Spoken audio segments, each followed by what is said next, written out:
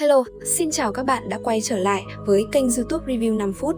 Trong những diễn biến mới nhất của tập 93 Mục Thần Ký, chúng ta sẽ được chứng kiến cuộc đối đầu đỉnh cao, bùng nổ nhất giữa những cường giả đứng đầu thời đại. Phải biết rằng, Như Lai và Đạo Chủ vốn là những nhân tài kiệt xuất của đời trước, ai nấy đều đã đạt tới cảnh giới luyện thành thần Phật tối cao hào quang vạn trượng bao phủ. Nếu như thần kiều không gãy, ngăn cản bước chân phi thăng của họ, thì cả hai đã sớm rời khỏi thế giới này để bước vào tiên giới từ lâu rồi. Trong khi đó, Xuyên Phong Đế tuy là lớp kế cận đi sau, nhưng nhờ chiếm cứ 9 đạo long mạch của Hoàng Thành, ngày đêm tu luyện được trời đất ưu ái nên tốc độ đột phá nhanh gấp bội, tu vi vô cùng thâm hậu. Ông tuyệt đối là một trong những cao thủ đỉnh cấp nhất ở thời điểm hiện tại. Bản thân Hoàng đế cùng quốc sư Duyên Khang chính là những người nắm giữ và biến Duyên Khang thành thánh địa lớn nhất ngày nay. Tuy nhiên, dù Hoàng đế có mạnh mẽ đến đâu, ông vẫn còn kém một chút so với hai vị cự đầu sỏ kia. Nếu đấu một chọi một, Xuyên Phong Đế hoàn toàn có thể rút lui an toàn mà không ai giữ lại được. Thế nhưng, nếu Như Lai và Đạo Chủ quyết định liên thủ, Xuyên Phong Đế chắc chắn sẽ bị tuyệt đường sống, không có bất kỳ cơ hội lật ngược thế cờ nào. Lúc này đây, cuộc chiến sinh tử đã chuẩn bị đi đến hồi kết, hàng loạt tia sét từ trên mây đen đánh xuống rầm rầm, ánh sét rền rẹt chói lóa bao phủ quanh người Xuyên Phong Đế. 9 con chân long bộc phát gầm rú vang trời, đồng loạt vung chảo tấn công Đạo Chủ và Như Lai với uy lực rời non lấp bể, chấn động cả một vùng trời đất. Chứng kiến Xuyên Phong Đế phản công quyết liệt, Như Lai cười khà khà lật mạnh bát vàng, miệng bát hướng lên trên phóng ra kim quang rực rỡ từ các tầng trời. Triệu hoán chư thiên thần, Phật khắp trời chặn đứng 9 con chân long, rồi bảo Đạo Chủ nhanh chóng ra tay triệt hạ Hoàng đế để kết thúc trận đấu.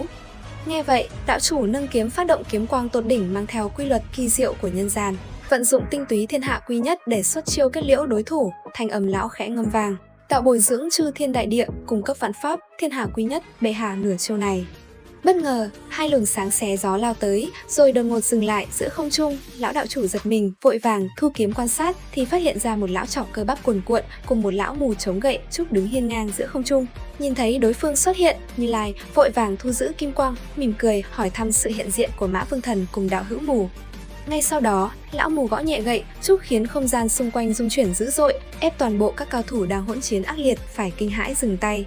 Đến đây, lão cười tít mắt hỏi thăm tung tích của phu nhân tiền giáo chủ Thiên Ma Giáo, một mỹ nhân tuyệt thế đang bị lão ma đầu Lệ Thiên Hành chiếm xác. Họ vốn định đưa nàng tới Đại Lôi Âm Tự nhờ Như Lai hàng phục ma đầu, nhưng giờ thì người đã biến mất tăm. Nghe vậy, Như Lai cười khổ bảo bản thân không có thuật phân thân nên không giúp được. Lão mù lập tức nổi giận, lớn tiếng trách móc lão hòa thượng, không chịu nói sớm làm lỡ dở đại sự tìm người. Lúc này, Tiết Bích Ngà bên dưới liền lớn tiếng cầu cứu vì họ là người của Thiên Thánh Giáo. Tuy nhiên, Mã Gia liền dứt khoát bảo việc tìm người quan trọng hơn việc đổi hoàng đế. Thế là cả hai vụt một cái biến mất tăm giữa trời xanh, để lại mọi người ngơ ngác tiếp tục lao vào cuộc chiến sát phạt. Ngay cả Quyền Định Võ đang bị đánh tơi bời ở một góc cũng chỉ biết tranh thủ thở dốc đầy ngao ngán trước hai vị cao nhân cổ quái này. Chẳng mấy chốc, tiếng sát phạt lại bùng nổ dữ dội hơn gấp bội. Như Lai bộc phát 12 tầng trời đè xuống, Đạo Chủ thi triển phần thứ 14 của đạo kiếm biến ảo khôn lường, diễn giải thiên địa đại đạo bao vây hoàng đế, kiếm quang hóa đất trời, hóa sao trời lung linh rực sáng. Xuyên Phong Đế cũng điên cuồng bộc phát Cửu Long Đế Vương Công đã luyện tới cấp bậc thần, thậm chí sử dụng cả võ học của đối phương như Ly Hận Thiên Kiếm Quyết và đấu chiến thắng pháp để kháng cự. Mọi chiêu thức bình thường qua tay ông đều có uy lực rời non lấp bể, nghịch chuyển càn khôn. Dù chiến lực vô cùng khủng khiếp, nhưng Xuyên Phong Đế vẫn bị nửa chiêu đạo kiếm tuyệt đỉnh của Đạo Chủ phá vỡ phòng ngự, đâm cho thương tích đầy mình, tinh huyết nhuộm đỏ hoàng bào. Nửa chiêu kiếm này tuy chưa hoàn thiện, nhưng thuật tính toán đã đạt mức tuyệt đỉnh, hóa nhất sinh nhị, nhị sinh tam, tam sinh vạn vật, phá tan mọi thần thông pháp thuật của hoàng đế. Ngay sau đó, Như Lai vung bát vàng đè xuống 20 tầng trời, ép chặt cử động của hoàng đế, rồi nhẹ nhàng tung một chưởng quyết định nhằm tiễn hoàng đế lên đường. 5 ngón tay hóa 5 ngọn núi khổng lồ đè xuống dữ dội. Cùng lúc đó, cách chiến trường 300 dặm, Tần Mục vẫn đang cưỡi Long Kỳ Lân điên cuồng chạy tới. Hắn hứa thưởng thêm 3 đấu xích hỏa linh đan và đe dọa sẽ cho Thanh Ngưu đến đập nếu Long Béo lười biếng. Nghe vậy, Long Kỳ Lân dốc toàn lực phun hỏa vân chạy như bay, nhưng được vài chục dặm thì nó lại sủi bọt mép bất lực vì thân hình quá thừa cân, thở hồng hộc van xin giáo chủ tha mạng. Bất ngờ, hai đạo thần quang của Mã Gia và lão mù lại lao ngang qua, gặp lại Tần Mục. Hai lão nhân báo tin hoàng đế sắp sửa lâm nạn dưới tay hai vị cự đầu sỏ. Nghe vậy, Tần Mục liền hốt hoảng nói, nếu hai vị gia không muốn nửa đời sau con bị người ta truy sát thì hãy giúp con cứu Xuyên Phong Đế được không? Lời hắn vừa dứt thì lão mù liền dứt khoát bảo sẽ đi cướp thi thể của hoàng đế về cho hắn, rồi biến mất trong chớp mắt vì cho rằng với năng lực của hai lão đầu sỏ kia ra tay, hoàng đế chắc chắn không thể giữ mạng. Lúc này, tại chiến trường, Xuyên Phong Đế đã đi tới giới hạn cuối cùng, khí huyết cạn kiệt, chỉ còn là hồi quang phản chiếu của ngọn đèn cạn dầu. Đúng lúc Đạo Chủ và Như Lai định tung đòn kết liễu cuối cùng, một cây gậy trúc bất ngờ xuất hiện chặn đứng lưỡi kiếm và bát vàng.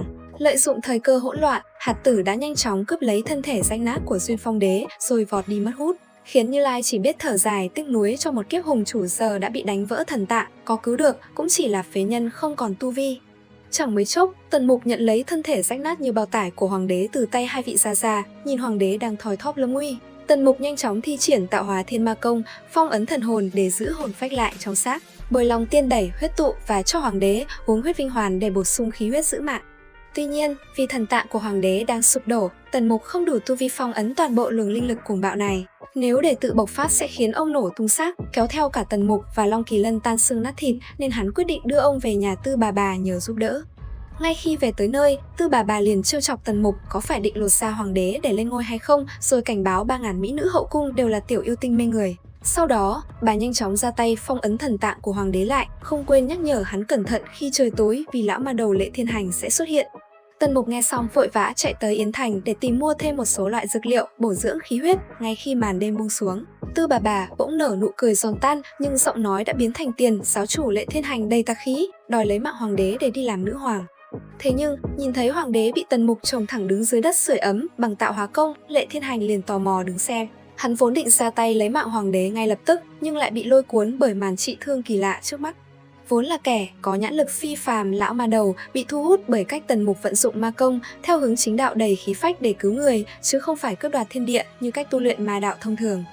Mải mê quan sát sự biến hóa kỳ diệu của tạo hóa địa nguyên công thu nạp linh khí đất mẹ, tạo hóa linh công chữa trị vết thương sâu bên trong và tạo hóa quỷ thần công củng cố thần hồn, Lệ Thiên Hành quên mất việc lấy mạng hoàng đế cho đến khi tiếng gà gáy sáng vang lên, gã đành hậm hực rút lui trả lại thần trí cho Tư Bà.